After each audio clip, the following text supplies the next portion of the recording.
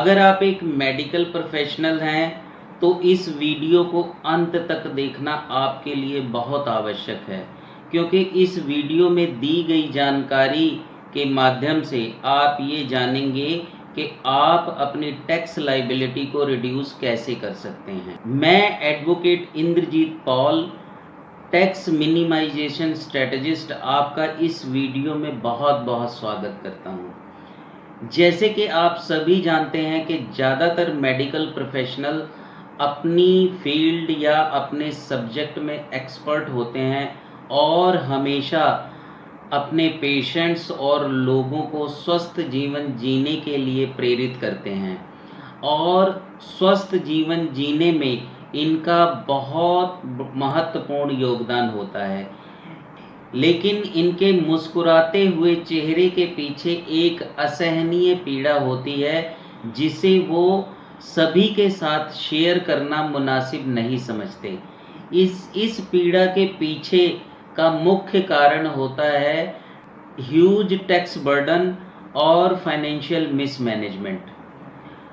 लेकिन इस tax burden और फाइनेंशियल मिसमैनेजमेंट को प्रॉपर तरीके से मैनेज किया जा सकता है और प्रॉपर तरीके से टैक्स को रिड्यूस भी किया जा सकता है और इस असहनीय पीड़ा से हमेशा के लिए छुटकारा पाया जा सकता है।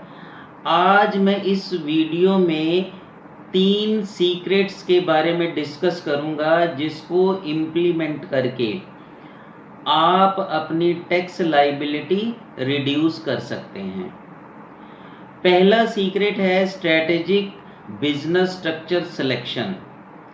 इसमें हमें जिस भी प्रोफेशन में हम हैं, चाहे वो मेडिकल प्रोफेशन में अपना हम क्लिनिक चला रहे हैं, चाहे हम सैलरीड क्लास एम्प्लॉय हैं या रिटायरमेंट हो चुके हैं या हम एक मेडिकल स्टूडेंट हैं, इसमें हमें अपने स्ट्रक्चर को सिलेक्शन करने में एक इम्पॉर्टेंट रोल प्ले करना होता है।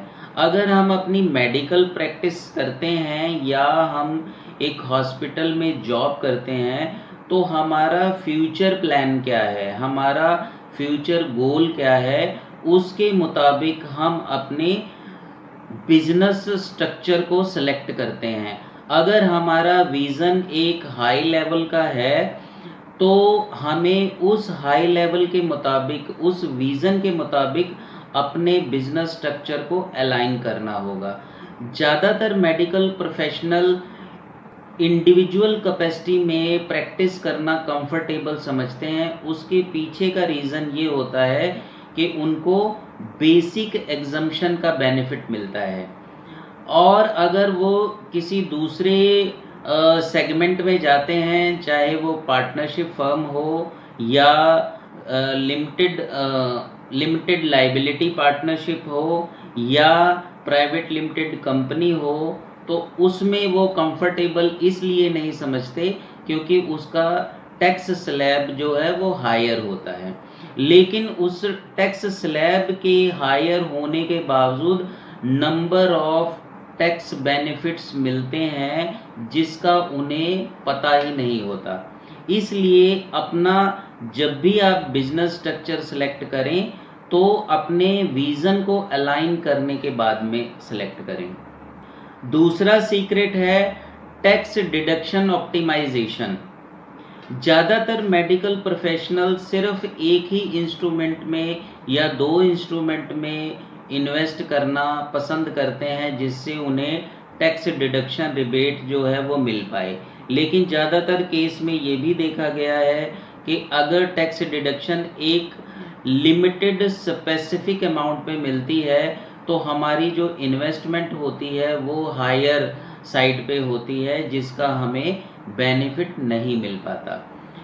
और इसके अलावा अगर हम किसी इंस्ट्रूमेंट में इन्वेस्ट कर रहे हैं तो हमें उसके प्रॉस एंड कॉन्स के बारे में भी नहीं पता होता, क्योंकि ज़्यादातर जो इन्वेस्टमेंट हम टैक्स डिडक्शन के लिए करते हैं वो हम end of the last month करते हैं, जब हमारा फाइनेंशियल ईयर ख़त्म होने वाला होता है यानी मार्च के महीने में।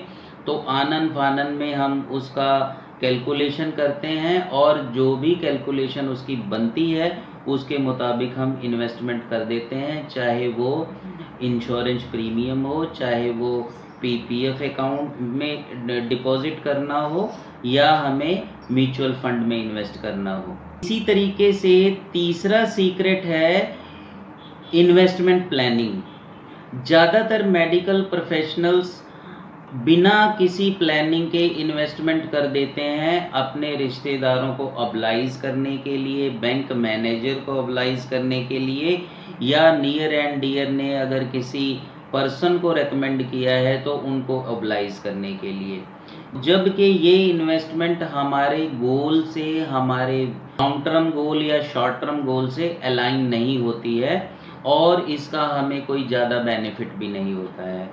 इन्वेस्टमेंट प्लानिंग से मेरा पर्पस है कि इन्वेस्ट हम किस पर्पस के लिए कर रहे हैं, इन्वेस्टमेंट हम कितनी देर के लिए कर रहे हैं, इन्वेस्टमेंट में हमें क्या रिटर्न मिलेगी, क्या क्या उसके बेनिफिट्स हैं और एसेट एलोकेशन के मुताबिक हमारी इन्वेस्टमेंट हो रही है या नहीं हो रही, और हमारे पोर्टफोलियो में कौन कौन सी इन्वेस्टमेंट रिक्वायर्ड हैं, उसके मुताबिक हमें इन्वेस्टमेंट प्लानिंग करनी चाहिए।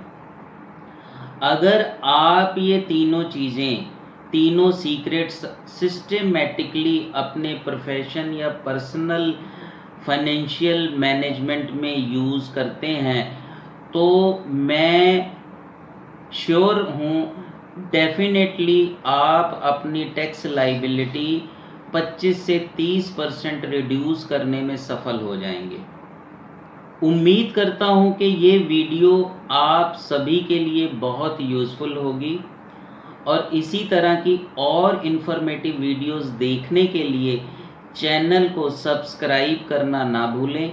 अगर वीडियो आपको पसंद आई है तो इसको लाइक ज़रूर करें और कमेंट करके हमें आप इंस्पायर और मोटिवेट भी कर सकते हैं। With this, thank you very much.